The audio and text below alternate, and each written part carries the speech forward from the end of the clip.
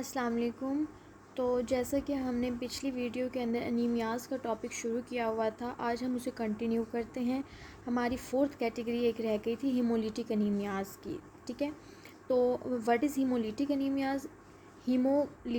Lytic का मतलब टूटना, हीमो मतलब रेड ब्लड सेल्स इनके अंदर, ये ऐसा अनीमिया है जिसके अंदर रेड ब्लड सेल्स टूट रहे होते हैं, ठीक है। तो कुछ ऐसी कंडीशंस हैं जो कि नीचे मैंने मेंशन की हुई है, मैं आपको डिटेल से बताती हूँ। इन कंडीशंस के अंदर क्या होता है कि बॉडी के अंदर आरबीसीज इस तरह के होते हैं कि वो बहुत ज़्यादा टूट रहे होते हैं, ठीक है। आरबीसी ब्रेकडाउन बहुत ज़्यादा हो रही होती है, ठीक है। ऑल्दो और आरबीसी प्रोडक्शन भी ज़्यादा बढ़ रही होती है। ये आपने हीमोलिटिक एनीमियाज़ की एक चीज़ याद रखनी है कि हीमोलिटिक एनीमियाज़ में हमारी बॉडी आरबीसीज़ को बहुत ज़्यादा बना रही होती है, ठीक है। आरबीसी प्रोडक्शन जितनी नॉर्मल थी उतनी भी रह सकती है और कुछ हीमोलिटिक एनीमियाज़ में ज़्यादा भी हो जाती है, अक्सर में ज़्यादा ही होती है कि आरबीसीज़ बन भी ज़्यादा रहे हैं और टूट भी ज़्यादा रहे हैं। लेकिन ये इतने ज़्यादा टूट रहे होते हैं ना कि वो उसके बनने से भी ज़्यादा टूट रहे होते हैं, जिसकी वजह से क्या होता है कि हमारी बॉडी के अंदर आरबीसीज़ का लेवल कम हो जाएगा। आरबीसीज़ कम होंगे तो क्या होगा, डेफिनेटली वो लीड करेंगे अनीमिया की तरफ, ठीक है। तो ऐसी कौन सी कंडीशंस हैं जिनके अंदर आरबीसीज़ टूटना शुरू हो जाते हैं? तो वो हैं हेरिडिटरी सफीरोसाइटोसिस, सिकल सेल एनीमिया और एथ्रोब्लास्टोसिस फिटालिस, ठीक है। अच्छा, पहले हम बात करते हैं कि ये आरबीसीज़ टूटते क्यों हैं। इन सारी कंडीशंस की वजह से आरबीसीज़ की शेप इस तरह की हो जाती है कि वो बहुत ऐसे भुरभुरे से नरम से हो जाते हैं और जब वो किसी हमारी जो कैपिलरीज़ हैं वो तंग रास्ते हैं, ठीक है। और जो हमारी स्प्लीन के अंदर पर्टिकुलरली कैपिलरीज़ हैं वो बहुत ज़्यादा नैरो हैं, बहुत ज़्यादा नैरो। तो जो ओरिजिनल आरबीसी की शेप है ना, बाइकनकेव डिस्क वाली, वो इस तरह की अल्लाह ताला ने बनाई हुई है कि जब वो इन तंग रास्तों से गुजरते हैं ना तो वो आराम से गुजर जाते हैं। वो शेप इनको यहाँ से इन तंग रास्तों से गुजरने में हेल्प करती है। स्प्लीनिक पल्प के अंदर ये बेसिकली ये कैपिलरीज़ होती हैं जो कि बहुत नैरो होती हैं और इनके अंदर से जब वो आरबीसी गुजरते हैं बाइकनकेव डिस्क के, तो वो आराम से गुजर जाते हैं ऐसे थोड़ा सा ऊपर नीचे होकर, ठीक है। लेकिन अगर आरबीसीज़ की शेप ख़राब है या जो इन कंडीशंस में आरबीसीज़ की इन दोनों कंडीशन में आरबीसीज़ की जो शेप हो जाती है वो इस तरह की हो जाती है कि एक तो आरबीसीज़ होते ही ऐसे मतलब भुरभुरे फ्रेजाइल से होते हैं, ठीक है। तो जब वो इन तंग रास्तों से गुजरते हैं तो वो फ़ौरन टूट जाते हैं, ठीक है। टूट जाएंगे तो ऑब्वियसली अनीमिया की तरफ लीड करेंगे वो। अच्छा, तो पहली हमारी कौन सी कंडीशन है? हेरिडिटरी सफीरोसाइटोसिस। इसके अंदर ये सीन होता है कि हमारे जो आरबीसीज़ बाइकनकेव डिस्क इस तरह के हमारे बाइकनकेव डिस्क की तरह के होते हैं, लेकिन ये बिल्कुल क्या होते हैं, गोल हो जाते हैं। ये गोल क्यों हो जाते हैं? क्योंकि हमारी सेल मेम्ब्रेन के साथ, फॉर एग्जांपल ये हमारी सेल मेम्ब्रेन है और साइटोस्केलेटन, आपने पढ़ा हुआ होगा कि साइटोस्केलेटन कुछ प्रोटीन्स होती हैं हमारे साइटोप्लाज्म में जो हमारी सेल मेम्ब्रेन के स्ट्रक्चर को मेंटेन करती हैं कि उसने सेल को कौन सी शेप देनी है, ठीक है। तो उन साइटोस्केलेटन प्रोटीन्स में हमारे पास एक बीटा स्पेक्ट्रिन, एनकायरिन और बैंड 3.1, ये आपकी गाइडन के अंदर नहीं लिखे हुए, अगर आप याद कर लेंगे तो आपके लिए एक्स्ट्रा एक इन्फॉर्मेशन है। तो ये क्या होती हैं, ये प्रोटीन्स होती हैं साइटोस्केलेटन की जो कि हमारी सेल मेम्ब्रेन से एडहियर करके और सेल को बाइकनकेव डिस्क की शेप देती हैं। तो ये प्रोटीन्स ख़राब बनती हैं, ठीक है, जिनकी वजह से हमारे जो रेड ब्लड सेल्स की शेप होती है वो गोल हो जाती है, ठीक है। तो जब वो गोल होंगे तो वो इन तंग रास्तों के थ्रू नहीं गुजर सकेंगे, तो क्या होंगे कि वो टूटते जाएंगे, ठीक है। एक तो सेल मेम्ब्रेन जो है वो प्रॉपरली एडहेयर नहीं है साइटोप्लाज्म के साथ, फ्रेजाइल हैं सेल्स, और ऊपर से वो गोल हैं कि वो तंग रास्ते से गुजर नहीं सकते, ठीक है। तो एक ये हेरिडिटरी के ये एक जेनेटिक कंडीशन है। सफीरोसाइटोसिस के जो सेल है वो सफ़ेयर है, मतलब कि गोल है, ठीक है। अब हम अगली चीज़ पे चलते हैं, sickle cell anaemia. Sickle cell anaemia के अंदर ये चीज़ होती है कि इसके अंदर हमारे पास बनती है हीमोग्लोबिन एस, ठीक है। हमारे पास जो है एक रेड ब्लड सेल है, हमें जैसे पता है रेड ब्लड सेल के अंदर हमारे पास हीमोग्लोबिन होती है, ठीक है। हीमोग्लोबिन किस चीज़ से बनी हुई है? उसका एक हीम पोर्शन होता है और एक ग्लोबिन पोर्शन होता है। ग्लोबिन यानी कि एक प्रोटीन पार्ट होता है उसका, ठीक है।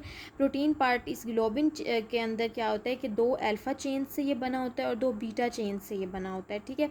तो जो बीटा चेन्स होती हैं ना वो इसमें ख़राब बनती हैं, ठीक है।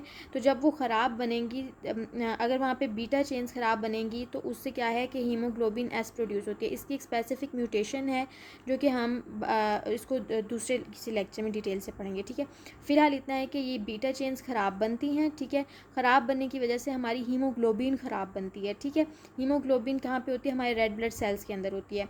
अच्छा, अब क्या होगा कि जब लो ऑक्सीजन टेंशन होगी, ठीक है, कि जब मतलब हमारी बॉडी के अंदर ऑक्सीजन की कमी हो रही है, ठीक है, किसी भी जगह पे, या वैसे ही हमारी बॉडी के अंदर कभी ऑक्सीजन की कमी हो गई है, तो ये जो हमारे पास हीमोग्लोबिन एस है ना, ये जो ख़राब हीमोग्लोबिन हमारे पास बीटा चेन ख़राब बनी और ये ख़राब हीमोग्लोबिन HbS हमारे पास बने, ये क्या करता है, ऐसे क्रिस्टल की शेप के क्रिस्टलाइज होना शुरू हो जाती है, ठीक है। ये काफ़ी सारे मॉलिक्यूल्स होते हैं इसके अंदर, तो ये क्या करते हैं कि पहले तो ये अपनी शेप में पड़े होते हैं जो इसकी है, लेकिन फिर ये क्या करते हैं कि जब लो ऑक्सीजन टेंशन के अंदर इसके क्रिस्टल्स बनना शुरू हो जाते हैं, तो वो क्रिस्टल्स क्या करते हैं, जो कि एक तो हमारा नॉर्मल बाइकनकेव सेल है, एक तो ये इसे चुभेंगे क्योंकि क्रिस्टल्स हैं, ठीक है, और सेल मेम्ब्रेन के अंदर पोर्स कर देंगे, जिसकी वजह से क्या होगा कि सेल जो है वो अपनी शेप भी मेंटेन नहीं रख पाएगा, और दूसरा वो बर्स्ट होना शुरू हो जाएगा, ठीक है, फ्रेजाइल होना शुरू हो जाएगा, ठीक है। उसके अलावा ये क्रिस्टल्स बन के ना सेल को एक ऐसी द्रांति की शक्ल दे देते हैं, ठीक है, जिसे हम कहते हैं सिकल। ये एक सिकल शेप के हमारे आरबीसीज बन जाते हैं। ऑब्वियसली ये आरबीसीज भी जो हमारे तंग रास्ते हैं स्प्लीनिक पल्प्स के, वहाँ से नहीं गुजर सकते। अच्छा, अब यहाँ पे क्या सीन होता है कि सिकल रेड ब्लड सेल्स टूटेंगे तो क्या है, अनीमिया हो रहा है, ठीक है। हमें पता है अनीमिया होगा तो हमारे पास क्या मतलब है कि अनीमिया का, कि हमारे पास हीमोग्लोबिन कम है, ठीक है, हीमोग्लोबिन कम है तो हमारी ऑक्सीजन कैरिंग कैपेसिटी कम है, ठीक है। तो सिकल सेल एनीमिया के नतीजे में हमारी ऑक्सीजन कैरिंग कैपेसिटी बॉडी के अंदर और ज़्यादा कम हो जाएगी, ठीक है। तो जब ऑक्सीजन टेंशन बॉडी के अंदर और ज़्यादा कम होगी तो सिकलिंग, इस प्रोसेस को, ये जो क्रिस्टल बन जाते हैं और इस तरह के होते हैं, ठीक है, इसे हम कहते हैं सिकलिंग।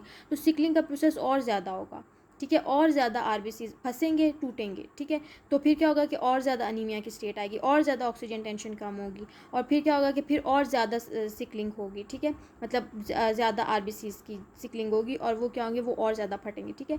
तो इस तरह क्या होगा कि एक विशियस साइकिल चल पड़ता है, ठीक है, इसे हम कहते हैं सिकल सेल क्राइसिस, ठीक है। तो ये एक विशियस साइकिल चल पड़ता है, ठीक है। अगली जो कंडीशन हमारे पास है वो है एरिथ्रोब्लास्टोसिस फिटालिस, ठीक है। वैसे तो ये इसकी डिटेल में आपको ब्लड ग्रुपिंग वाले टॉपिक में बताऊंगी, लेकिन फ़िलहाल मैं आपको सिर्फ कॉन्सेप्ट के लिए बता देती हूँ। हमारे रेड ब्लड सेल के ऊपर, जिस तरह हमने पढ़ा था ब्लड ग्रुप्स के अंदर, कि कुछ एंटीजन्स होते हैं जो कि हमारे ब्लड को ब्लड ग्रुप देते हैं, ठीक है। जैसे कि हमारा ए ब्लड ग्रुप है, बी ब्लड ग्रुप है, वो एंटीजन्स की बेस पे है, ठीक है। उस तरह हमने एक पढ़ा था कि रीसस मोंगी के अंदर जो RH हमने एक और ब्लड ग्रुप आइडेंटिफाई किया था, तो वो यही है कि RH एंटीजन, ठीक है, RH डी एंटीजन होता है ये बेसिकली, ठीक है।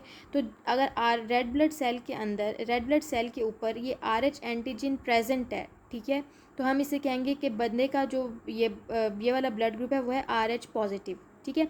और हमें ये भी पता है कि जिस बंदे के पास RH एंटीजन या जो ब्लड ग्रुप का उसका एंटीजन प्रेजेंट होता है उसके अंदर एंटीबॉडीज़ नहीं होती, ठीक है। अब हम दूसरी तरफ आ जाते हैं, ये दूसरे बंदे के हैं, रेड ब्लड सेल है, इसके ऊपर RH एंटीजन नहीं प्रेजेंट, ठीक है, इसे हम कहेंगे ये बंदा RH नेगेटिव है, ठीक है।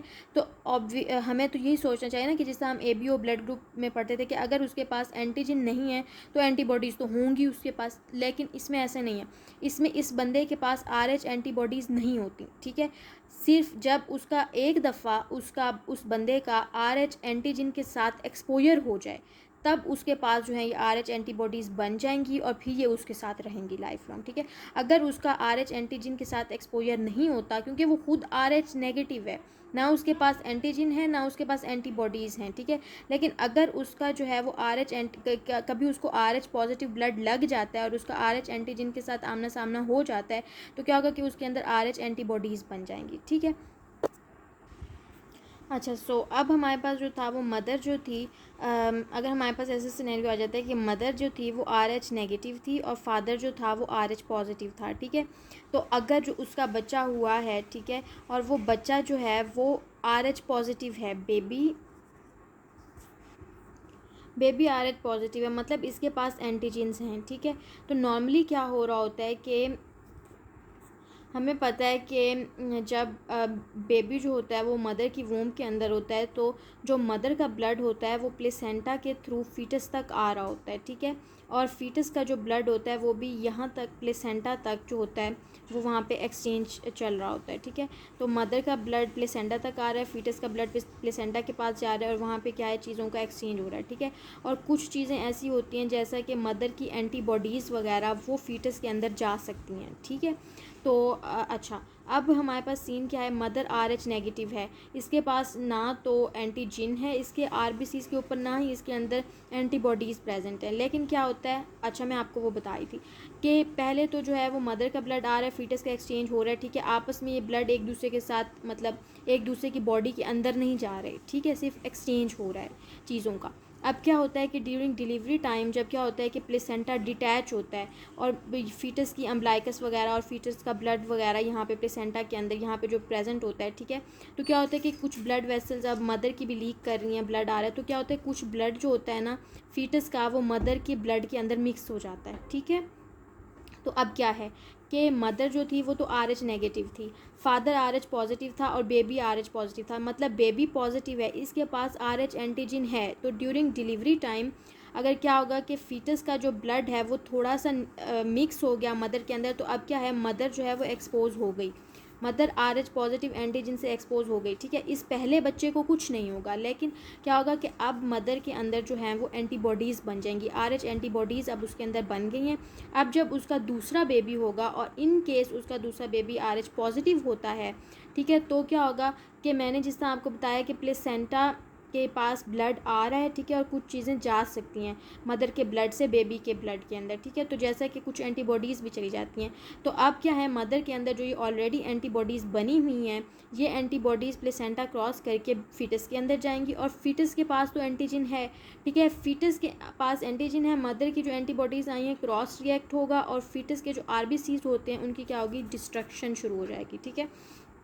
तो क्या होगा कि फीटस के अब RBCs डिस्ट्रॉय होना शुरू हो गए, उससे अनीमिया होगा, ठीक है। अनीमिया के नतीजे में ऑब्वियसली क्या होगा कि बॉडी उसकी जो बच्चे की बॉडी है वो ज़्यादा RBCs बनाएगी, इतने ज़्यादा वो RBCs बनाती है कि इतनी ज़्यादा उससे बच्चे को कमी हो जाती है कि वो बड़े बड़े सेल्स ही बोन मैरो से बड़े बड़े सेल्स ही बना बना के जो है ना वो ब्लड के अंदर फेंकना शुरू कर देती है। इसे हम कहते हैं कि ब्लास्ट सेल्स ब्लड के अंदर आना शुरू हो गए, एरिथ्रो मतलब रेड ब्लड सेल्स जो बड़े वाले भी ब्लड के अंदर, ठीक है। तो और ये किसके अंदर हो रहा है, फीटस के अंदर ये कंडीशन हुई, तो इसे हम कहते हैं एरिथ्रोब्लास्टोसिस फीटालिस, ठीक है।